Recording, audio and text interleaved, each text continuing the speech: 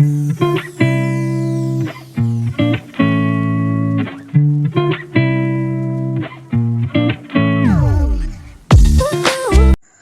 Everyone, welcome back to my channel. Guys, अगर आप मेरे चैनल पर नए हो तो प्लीज़ चैनल को सब्सक्राइब कर देना। वीडियो अच्छा लगे तो लाइक करना, कमेंट जरूर से कर देना। तो हम अपने fan fiction changing your destiny का नेक्स्ट पार्ट को स्टार्ट करते हैं। पिछले पार्ट में मैंने देखा था रोज ने विंग के ड्रिंक में ड्रग्स मिला दिया था। उसके बाद शुयांग ने विंग को एक रूम में लाया था एंड उसे उस बेड पर लेटा दिया था।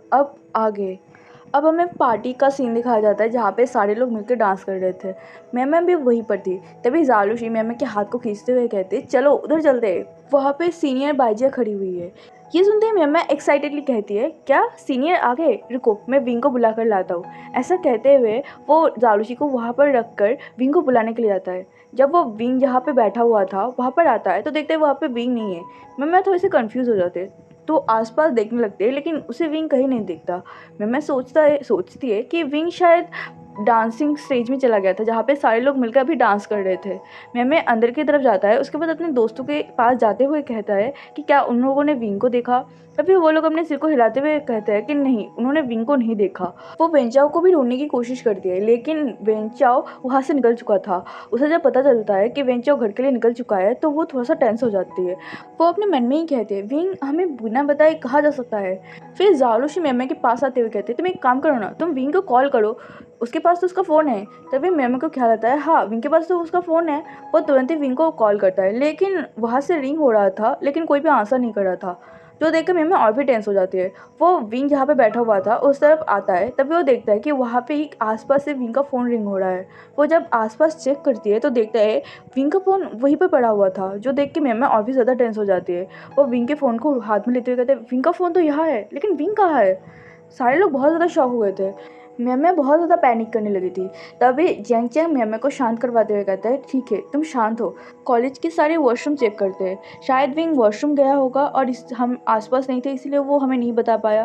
मैम अपने सिर को नोट करता है और उनके साथ जाने लगते हैं। वो लोग कॉलेज के सारे वॉशरूम में जाने लगे थे और एक एक करके विंग को ढूंढने लगे थे, लेकिन पूरे कॉलेज के सारे वॉशरूम चेक करने के बाद भी उन्हें विंग कहीं नहीं मिलता, जिससे वो और भी ज़्यादा टेंस हो जाते हैं। मैम अब बहुत बुरी तरह से पैनिक करने लगी थी। तभी विंग के फ़ोन में कॉल आता है। मैम जब उस कॉल को देखता है तो देखता है वांग जी कॉल कर रहा है। वांग जी आ चुका था। उसने अपने काम को बहुत जल्दी ख़त्म कर दिया था क्योंकि विंग ने उसे रिक्वेस्ट किया था कि वो वांग जी के साथ थोड़ी देर पार्टी में रहना चाहता है। इसलिए वो जल्द से जल्द अपने सारे ऑफिस वर्क को ख़त्म करता है और पार्टी में विंग को ज्वाइन करने के लिए आ जाता है।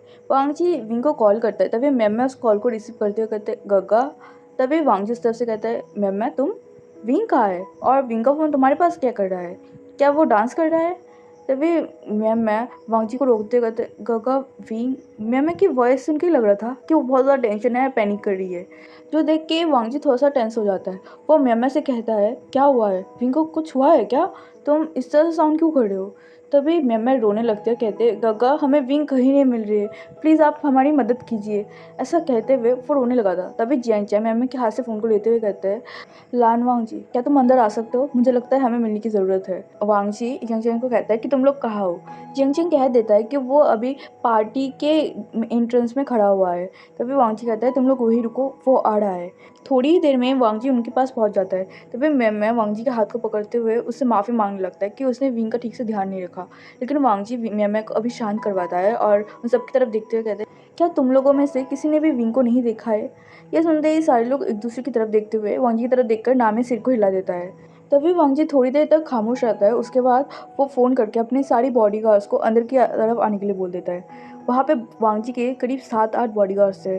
वांग जी अपनी सारी बॉडीगार्ड्स की तरफ देखता है। उसके बाद सबको कहता है कि वो सारे लोग मिलकर पूरे कॉलेज को छान मारे, किसी भी कोने को ना छोड़े, क्योंकि मिसेस लान उन्हें नहीं मिल रहा है, इसलिए जितना जल्दी हो सके उन्हें पूरे कॉलेज को छान मारना होगा।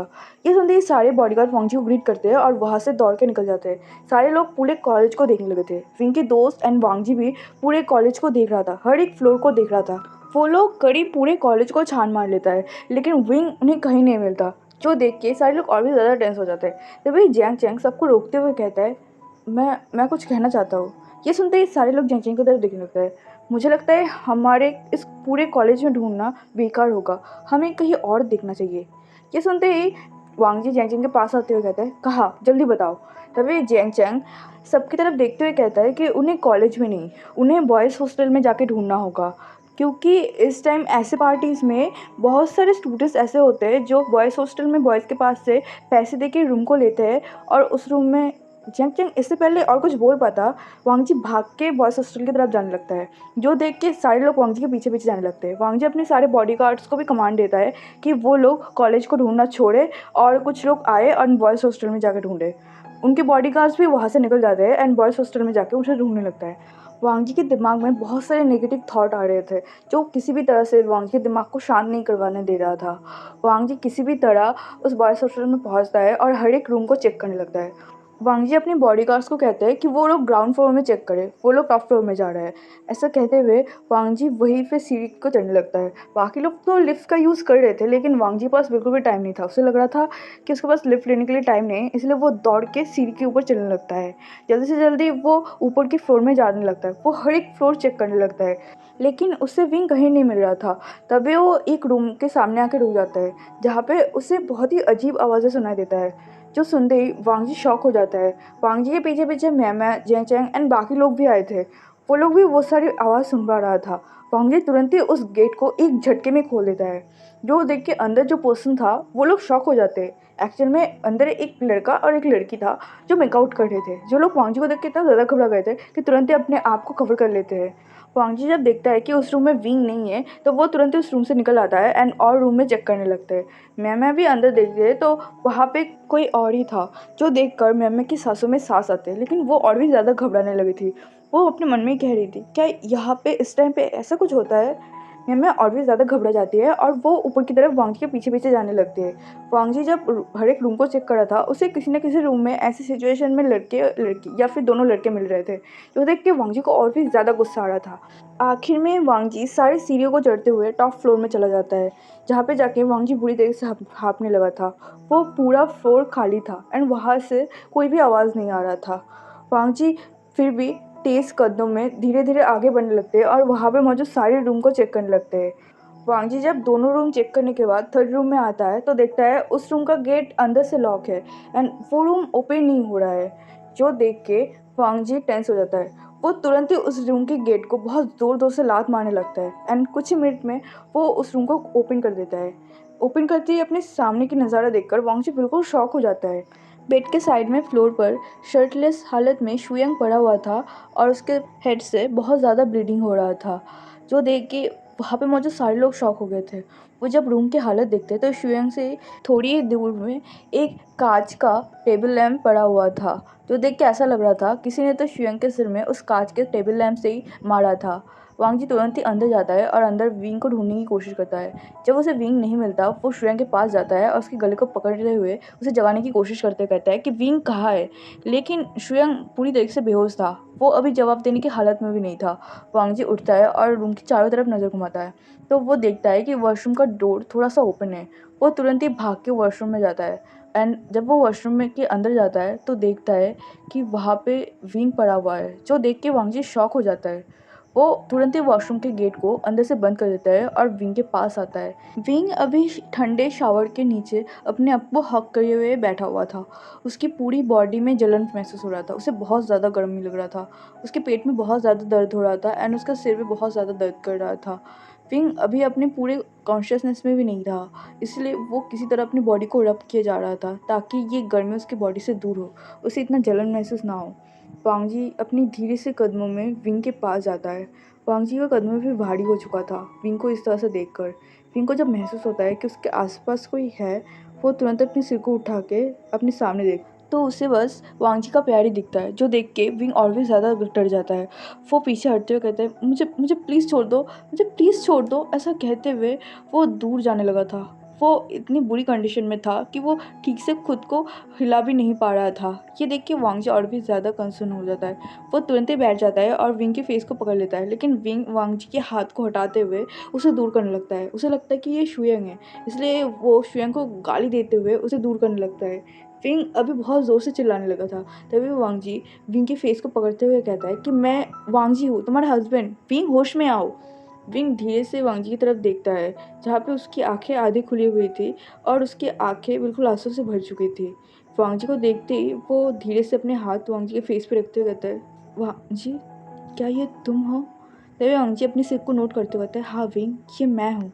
विंग तुरंत ही वांगजी को हग कर लेता है और कहने लगता है, वांगजी प्लीज़ प्लीज़ मेरी मदद करो, मुझे बहुत पेन हो रहा है, प्लीज़ मेरी मदद करो, मेरा पूरा बॉडी जल रहा है, प्लीज़ मेरी मदद करो, प्लीज़ गगा। ऐसा कहते हुए और भी कस के वो वांगजी को हग कर रहा था और उसके नेक को स्मेल करने लगा था। वांगजी को शायद समझ आ रहा था कि विंग अभी बहुत ज़्यादा पेन में था। वो जब विंग की उस हॉट बॉडी को टच करता है तब उसे महसूस होता है विंग पूरी तरीके से नेकेड था, जो वांगजी को गुस्सा दिलाने के लिए काफ़ी था। वांगजी की आईज़ गुस्से में रेड हो चुका था। वो तुरंत ही आसपास देखता है तो देखता है वहाँ पे बस विंग का वो ट्राउज़र पड़ा हुआ था जो पूरी तरीके से भीग चुका था। वांगजी आसपास देखता है तो वहाँ पे कुछ टॉवल्स रखे हुए थे।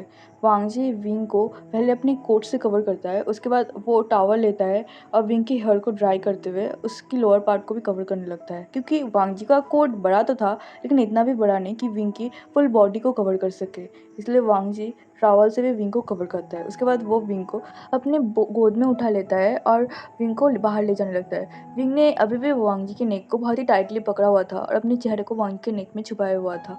विंग को बहुत ज़्यादा पेन हो रहा था एंड वो बार बार वांगजी को बोल रहा था कि वांगजी मुझे बहुत पेन हो रहा है, प्लीज़ मेरी मदद करो। विंग अभी रोने लगा था, जो देख के वांगजी को और भी ज़्यादा बुरा लग रहा था। वांगजी जब विंग को लेके बाहर आता है तो मैं विंग को इस हालत में देखकर बहुत ज़्यादा शॉक हो चुकी थी। वो विंग के पास आते हुए कहते, गगा विंग को क्या हुआ, क्या वो ठीक है? मैं विंग को टच करने वाली थी कि वांगजी मैम को रोकते हुए कहते कि उन्हें पहले हॉस्पिटल जाना होगा। मैं तुरंत ही वांगजी के सामने से हट जाता है। उसके बाद वांगजी किसी की तरफ नहीं देखता और विंग को लेकर वहाँ से निकल जाता है। चंग चंग को समझ नहीं आता कि अब उसे क्या करना चाहिए, क्योंकि यहाँ पे शुएंग भी पड़ा हुआ था। वो कुछ बोल पाता या फिर वांगजी को कुछ करने के लिए बोलता, उससे पहले उसे बाहर से कुछ आवाज़ें सुनाई देता है। वहाँ पे कुछ पुलिस ऑफिसर आए थे, जो देख के जंग चंग शॉक हो गया था। वो सबकी तरफ देखते हुए कहते हैं, क्या तुम लोगों ने नहीं बुलाया? तो सारे लोग एक दूसरे की तरफ देखते हुए अपने सिर को नाम हिलाते हुए कहते, नहीं, उनमें से तो किसी ने पुलिस को नहीं बुलाया। जंगचंग अपने मन में ही कहता है, अगर हम में से किसी ने पुलिस को नहीं बुलाया तो वांगजी तो बिल्कुल नहीं होगा जो पुलिस को बुलाया होगा। मुझे जितना वांगजी के बारे में पता है, वो अपने बॉडीगार्ड्स को कह के शुयांग को उठाने वाला होगा, लेकिन पुलिस आ चुका है, इसलिए अभी वांगजी कुछ नहीं कर सकता। अभी वांगजी के हाथ में कुछ नहीं है। अब हमें जिंगशी मेंशन का सीन दिखाया जाता है, जहाँ पे डॉक्टर विंग को चेक कर रहा था। विंग अभी भी तड़प रहा था, लेकिन डॉक्टर ने विंग को इंजेक्शन दे दिया था, जिससे विंग थोड़ा थोड़ा स्लीपी फील कर रहा था और वो धीरे धीरे सोने लगा था। डॉक्टर वांगजी की तरफ देखते हुए कहता है कि किसी ने तो विंग के ऊपर ड्रग्स यूज़ किया था। वांगजी भी सीरियसली डॉक्टर की तरफ देख रहा था। तभी डॉक्टर कहता है, थोड़ी देर तक विंग को तकलीफ होगा, लेकिन जब वो सो जाएगा तब उसे कुछ महसूस नहीं होगा। सुबह तक आई थिंक वो ठीक हो जाएगा, लेकिन फिर भी अगर सुबह तक उसे ठीक ना लगे तो फिर तुम प्लीज़ उसे हॉस्पिटल ले जाना, हमें उसका ब्लड टेस्ट करना होगा। ये सुनते ही वांगजी अपने सिर को नोट कर देता है। उसके बाद डॉक्टर वहाँ से चला जाता है। बाहर विंग के दोस्त एंड वांगजी के फैमिली मेम्बर्स भी आए थे। लानी वांगजी की तरफ देखते हुए कहता है, क्या तुम्हें पता है ये सब कैसे हुआ विंग के साथ? वांगजी वहाँ पे सीरियस ही खड़ा रहता है। तभी म्यामा कहना स्टार्ट करते हैं, मदर आपको पता है विंग हमारे साथ ही था, लेकिन वो अचानक से गायब हो गया और जब हमें मिला तब वो शुएंग के साथ था। मुझे लगता है उस शुएंग ने फिर से विंग के साथ ऐसा हरकतें की है। मैं उस शुएंग को मार डालूंगा। उसकी हिम्मत कैसे हुई विंग को हाथ लगाने की? क्या उसे पता नहीं कि विंग अभी मैरिड है? ऐसा कहते हुए वो गुस्से में शुएंग को कर्ज करने लगता है। तभी लैनी म्यामा को शांत करवाते हुए कहते हैं कि म्यामा शांत हो जाओ, इस टाइम गुस्सा करके कोई फ़ायदा नहीं, इसलिए चुप करो। तभी लानी वांगजी की तरफ देखते कहता है, क्या तुमने शुएंग को पकड़ लिया? जैंग चैंग लानी को रोकते हुए कहता है कि आंटी, उसके वांगजी नहीं पकड़ सकता, क्योंकि उससे पहले ही पुलिस आ गए थे। अब वांगजी के हाथ में कुछ नहीं है। ये सुनते ही लानी शॉक हो जाती है। वो कहते, क्या पुलिस आ गए थे? तो शुएंग बस अपने सिर को नोट कर देते हैं। लानी कहते हैं, लेकिन पुलिस को किसने इन्वॉल्व किया? तभी जियांग चैंग कहता है कि उन्हें नहीं पता, उनमें से किसी ने भी पुलिस को नहीं बुलाया था। कोई तो था जो उनके पीछे पुलिस को बुलाया था एंड वो बहुत अच्छे से जानता था कि अगर शुएंग वांगजी के हाथ में आ जाएगा तो फिर उसका बचना मुश्किल ही नहीं, नामुमकिन हो जाएगा। इसीलिए किसी ने शुएंग को बचाने के लिए पुलिस को बुलाया होगा। ये सुनते ही लानी एक गहरा सा सांस भरती है और गुस्से में वांगजी की तरफ देखते हुए कहती है, क्या तुम ये सब संभाल नहीं सकते हो? विंग तुम्हारी रिस्पॉन्सिबिलिटी है वांगजी। वांगजी कुछ नहीं कहता और अपने सिर को नीचे कर देता है। तभी मैं लानी को शांत करवाते हुए कहती है, मदर अब गगा पे गुस्सा क्यों कर रही है? आपको भी पता है गगा की इसमें कोई गलती नहीं है, सब मेरा फॉल्ट है, मुझे विंग को देख कर रखना चाहिए था। ऐसा कहते हुए वो अपने सिर को डाउन कर लेता है। लानी को समझ नहीं आ रहा था कि वो क्या कहे, इसलिए वो भी अपने सिर को डाउन कर लेता है, अपने गुस्से को कंट्रोल करने लगता है। वहाँ पे बस वांगजी था जो सीरियसली एंड खामोशी से वहाँ पे खड़ा हुआ था। वांगजी अभी बहुत ज़्यादा शांत तो दिख रहा था, लेकिन वांगजी को ही पता है उसके दिमाग में अभी एक तूफान चल रहा था। वांग जी सब कुछ के बारे में सोच रहा था एंड सीरियसली वहाँ पे खड़ा हुआ था। तभी लानी वांग की तरफ देखते हुए कहता है, तुम अभी विंग के पास जाओ और उसका ख्याल रखो। फिर लानी सबकी तरफ देखते हुए कहता है, तुम लोग अपने अपने घर जाओ, बहुत रात हो चुकी है। सब लोग अपने सिर को नोट कर लेते हैं। उसके बाद वांग जी को विंग का ख्याल रखते हुए कहकर वहाँ से निकल जाते हैं। लानी और म्यामे भी वहाँ से निकल चुकी थी। अब हमें रूम का सीन दिखाया जाता है जहाँ पे विंग सोया हुआ था। विंग पूरी तरीके से सो नहीं गया था, वो अभी भी कुछ मम्बल कर रहा था। वांग जी जब रूम में एंटर करता है तो देखता है कि विंग लेटा हुआ है, लेकिन वो पूरी तरीके से सोया नहीं। वांग जी गेट को लॉक करता है, उसके बाद सारी लाइटें बंद कर देता है। वांग जी ने अपने ड्रेस को भी चेंज नहीं किया था, वो अभी भी बहुत ज़्यादा गुस्से में लग रहा था। वो विंग के पास आके लेट जाता है और धीरे धीरे विंग के सिर के जो बाल थे उसे सहलाने लगता है। विंग को देख के लग रहा था कि वो अभी भी थोड़ा बहुत पेन में था। विंग का बॉडी अभी भी हल्का गर्म था। वांग जी धीरे धीरे विंग के बाल को सहलाने लगते हैं। धीरे धीरे विंग का मम्बलिंग स्लो हो जाता है और वो गहरी नींद में सो जाता है। वांग जी विंग की तरफ ही देख रहा था और विंग के बालों को अभी भी सहला रहा था। अब हमें नेक्स्ट मॉर्निंग का सीन दिखाया जाता है जहाँ पे विंग धीरे धीरे अपनी आइज़ को ओपन करता है और उसकी नज़र सीधा सीलिंग की तरफ जाता है। वो धीरे से अपनी चारों तरफ देखता है तो देखता है कि वो अपने रूम में है। वो जब धीरे से उठकर बैठने की कोशिश करता है तो वो देखता है कि उसकी बॉडी में बहुत ज़्यादा पेन हो रहा है एंड उससे ज़्यादा पेन तो उसके सिर में हो रहा है। विंग तुरंत अपने सिर को पकड़ लेता है और धीरे से कहता है, फटता है, मेरा सिर इतना दर्द क्यों कर रहा है। फिर वो धीरे धीरे अपनी आंखों को ओपन करता है और अपने रूम के चारों तरफ देखने लगता है। अभी काफ़ी सुबह हो चुका था एंड वो जब आसपास देखता है तो उससे वांग जी कहीं नहीं दिखता। वो अपने मन में कहता है, क्या ये लानवांग जी सुबह सुबह निकल गया। फिर उसे याद आता है कि वो तो कल पार्टी में था ना, तो फिर वो अभी इस रूम में क्या कर रहा है। विंग कल के बारे में सोचने लगता है तो धीरे धीरे उसे सब कुछ याद आने लगता है। जो याद आते विंग की आइज़ बहुत ज़्यादा बड़ी हो जाती है। विंग पिछले रात की सारी बातों को याद करने लगता है। अब हमें फ्लैशबैक दिखाया जाता है जहाँ पे विंग बहुत ज़्यादा स्ट्रगल कर रहा था उठने में। वो जब अपने आँखों को धीरे धीरे ओपन कर रहा था तो उसे अपने सामने एक फिगर तो दिख रहा था, लेकिन वो क्लियरली नहीं देख पा रहा था, जिस वजह से वो और भी ज़्यादा स्ट्रगल कर रहा था उस पर्सन को देखने के लिए। उसके दिमाग में अभी वांग जी का ख्याल आ रहा था क्योंकि उसे यहाँ पे बिल्कुल भी सेफ फील नहीं हो रहा था। वो उठने की कोशिश करता है तभी वो पर्सन जो था वो विंग के ऊपर आ जाता है और विंग के फेस को धीरे धीरे सहलाने लगता है। जो देखकर विंग शॉक हो जाता है। वो उस पर्सन के हाथ को हटाते हुए कहते हैं, तुम ये क्या कर रहे हो, प्लीज़ मुझे छोड़ो। वांग जी तुम कहाँ हो। वे वो पर्सन विंग के माउथ पे हाथ रखते हुए कहते हैं, चुप रहो विंग, यहाँ पे वांग जी नहीं है, यहाँ पे मैं हूँ। विंग, मैंने तुमसे कहा था ना मैं तुम्हारा बॉयफ्रेंड हूँ और हम दोनों एक दूसरे से बहुत ज़्यादा प्यार करते थे। विंग प्लीज़ ऐसा करना बंद करो, देखो मैं शुयंग हूँ। ऐसा कहते हुए वो विंग की फेस को पकड़ लेता है और उसे किस करने की कोशिश करता है। शुयंग की आवाज़ सुन के और जब वो देख पाता है कि उसके सामने और कोई नहीं शुयंग है, विंग बहुत ज़्यादा घबरा जाता है। वो तुरंत ही शुयंग को दूर पुश करते हुए कहता है कि तुम यहाँ क्या कर रहे हो और तुम मुझे यहाँ क्यों लाए हो, तुमने मुझे क्या दिया है। उफ, मेरा हेड, मेरा पूरा बॉडी जल रहा है। ऐसा कहते हुए विंग अपने हेड को पकड़ता है और शुयंग से दूर जाने की कोशिश करता है, लेकिन शुयंग विंग को ज़बरदस्ती पकड़ लेता है और अपने पास करते हुए कहता है, प्लीज़ विंग ऐसा करना बंद करो, देखो मैं तुमसे बहुत ज़्यादा प्यार करता हूँ और आज मैं तुम्हें अपना पूरा प्यार शो करना चाहता हूँ, मैं तुम्हें अपना लव शो करना चाहता हूँ विंग। ऐसा कहते हुए विंग तुरंत ही अपनी शर्ट को खोल लेता है। विंग को शुयंग को शर्टलेस होते हुए देखकर विंग और भी ज़्यादा घबरा जाता है। अब उसे डर लगने लगा था। वो तुरंत ही विंग शुयंग को दूर पुश करते हुए कहता है, मुझसे दूर रहो। लेकिन विंग से इतनी बार रिफ्यूज़ होने के बाद शुयंग को बहुत ज़्यादा गुस्सा आने लगा था। वो विंग को और उसकी कॉलर से पकड़ते हुए कहते हैं, विंग एक बात कान खोल कर सुनो, तुम मेरे हो और तुम मेरी रहोगे। वो वांग जी कभी भी तुम्हें मुझसे दूर नहीं कर सकता। ऐसा कहते हुए वो विंग की सारी बटन को खोलने लगता है। ये देख के विंग शॉक हो जाता है। वो अपनी कमज़ोर हाथों से शुयंग को दूर पुश करने की कोशिश तो करता है, लेकिन शुयंग विंग की दोनों हाथों को अपने एक हाथ से उसके हेड के ऊपर पिन कर देता है। फिर वो एक हाथ से विंग की सारी बटन को खोलते हुए उसके नेक पर और चेस्ट पर बाइट एंड किसेस करने लगते हैं। जो देख के विंग और भी ज़्यादा घबराने लगा था। वो तेज से चिल्लाते हुए कहता है, शुयंग मुझसे दूर रहो, मैं तुम्हें मार डालूंगा। अगर वांग जी को तुम्हारे बारे में पता चला वो तुम्हें नहीं छोड़ेगा, मुझसे दूर रहो। ऐसा कहते हुए और शुयंग को दूर करने की कोशिश करने लगा। विंग का आवाज़ दब रहा था क्योंकि अभी भी उसके ऊपर से ड्रग्स का असर ख़त्म नहीं हुआ था। विंग शुयंग को दूर करने पुश करने की कोशिश करता है, लेकिन शुयंग अभी विंग की पूरी बॉडी में अपने हाथ को फिराते हुए उसकी पूरी बॉडी में किस करने लगा था, जो विंग को डिस्गस्टिंग फील करवा रहा था।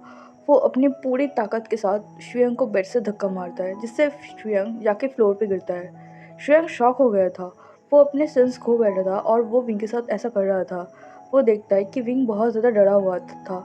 उसकी पूरे आँखों में आँसू भर गए थे और वो बहुत ही गुस्से में शुयांग को देख रहा था। वो बेड से खड़ा होते हुए कहता है, मुझसे दूर रहो।